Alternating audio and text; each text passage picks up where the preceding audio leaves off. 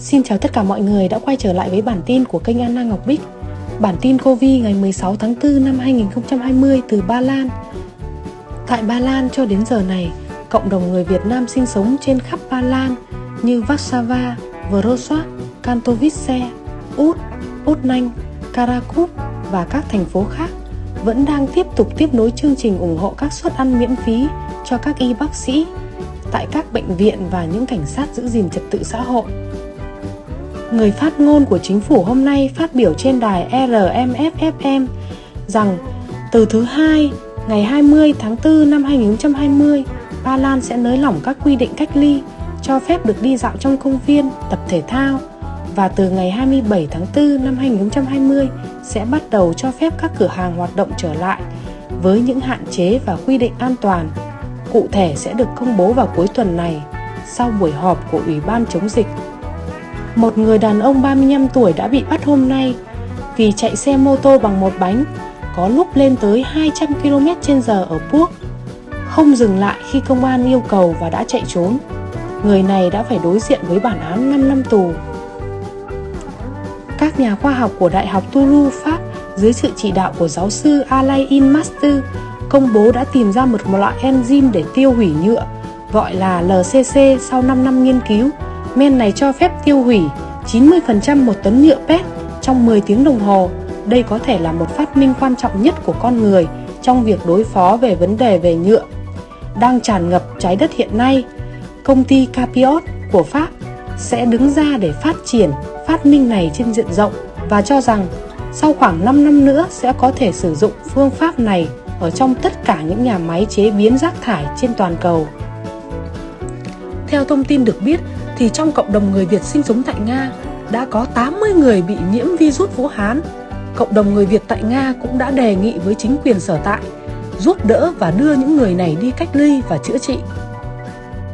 Trên mạng Internet đang có thông tin là những ai đã được tiêm phòng lao phổi thì sẽ có hệ miễn dịch tốt, có thể chống chọi và khả năng sẽ không bị nhiễm bệnh. Thông tin được cập nhật vào rạng sáng ngày hôm nay, ngày 16 tháng 4 năm 2020. Cho đến thời điểm hiện tại thì con số này có thể đã thay đổi. Số liệu thống kê dịch bệnh trên toàn cầu. Trên toàn thế giới có số người nhiễm bệnh là 2.074.101. Số người tử vong là 134.073. Số người đã khỏi bệnh là 509.576. Ở Ba Lan có số người nhiễm bệnh là 7.582. Số người tử vong là 286. Số người đã khỏi bệnh là 668. Số người được xét nghiệm là 156.493. Tại Việt Nam có số người nhiễm bệnh là 268 người. Hiện tại chưa có người nào tử vong vì Covid-19. Số người đã khỏi bệnh là 171 người. Số người được xét nghiệm là 135.938. Nước Mỹ hiện nay là vùng dịch lớn nhất thế giới với số người nhiễm bệnh là 644.089. Số người tử vong là 28.529 người. Số người đã khỏi bệnh là 48.701 người. Số người được xét nghiệm là 3.258.879 người. Tại Tây Ban Nha có số người nhiễm bệnh là 180.659 người. Số người tử vong là 18.812. Số người đã khỏi bệnh là 70.853 người. Số người được xét nghiệm là 650.755 người.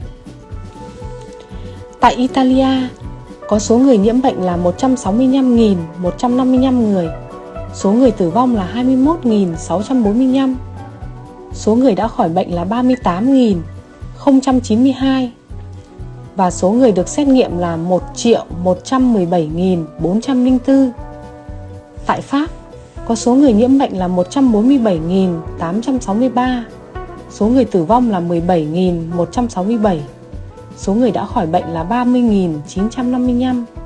Số người được xét nghiệm là 333.807. Tại Đức có số người nhiễm bệnh là 134.753. Số người tử vong là 3.804. Số người đã khỏi bệnh là 72.600. Số người được xét nghiệm là 1.728.357. Tại Anh có số người nhiễm bệnh là 98.476. Số người tử vong là 12.868. số người được xét nghiệm là 398.916.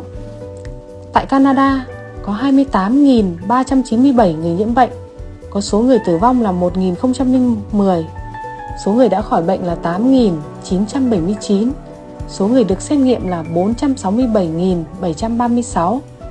Tại Hà Lan có số người nhiễm bệnh là 28.153 người, số người tử vong là 3.134, số người đã khỏi bệnh là 250 người, số người được xét nghiệm là 140.845 người. Tại Thụy Sĩ có số người nhiễm bệnh là 26.333 người, số người tử vong là 1.239, số người đã khỏi bệnh là 15.400, số người được xét nghiệm là 199.000. Tại Nga có số người nhiễm bệnh là 24.490, số người tử vong là 198 người, số người đã khỏi bệnh là 1.986 và số người được xét nghiệm là 1.517.992. Tại Israel có số người nhiễm bệnh là 12.501, số người tử vong là 130 người, số người đã khỏi bệnh là 2.563, số người được xét nghiệm là 117.339. Tại Thụy Điển có số người nhiễm bệnh là 11.927, số người tử vong là 1.203, số người đã khỏi bệnh là 381, số người được xét nghiệm là 74.600. Tại Hàn Quốc có số người nhiễm bệnh là 10.591 người, số người tử vong là 225 người, số người đã khỏi bệnh là 7.616 người, số người được xét nghiệm là 534.552. Tại Nhật có số người nhiễm bệnh là 8.626, số người tử vong là 178 người, số người đã khỏi bệnh là 901 người, số người được xét nghiệm là 94.263. Tại Na Uy có số người nhiễm bệnh là 6.797, số người tử vong là 150 người, số người đã khỏi bệnh là 32 người, số người đã được xét nghiệm là 130.216. Cộng hòa Séc có số người nhiễm bệnh là 6.301 người, số người tử vong là 166 người, số người đã khỏi bệnh là 819 người, số người được xét nghiệm là 137.672 người. Ở Malaysia có số người nhiễm bệnh là 5.072 người, số người tử vong là 83 người, số người đã khỏi bệnh là 2.647 người, số người được xét nghiệm là 87.183 người.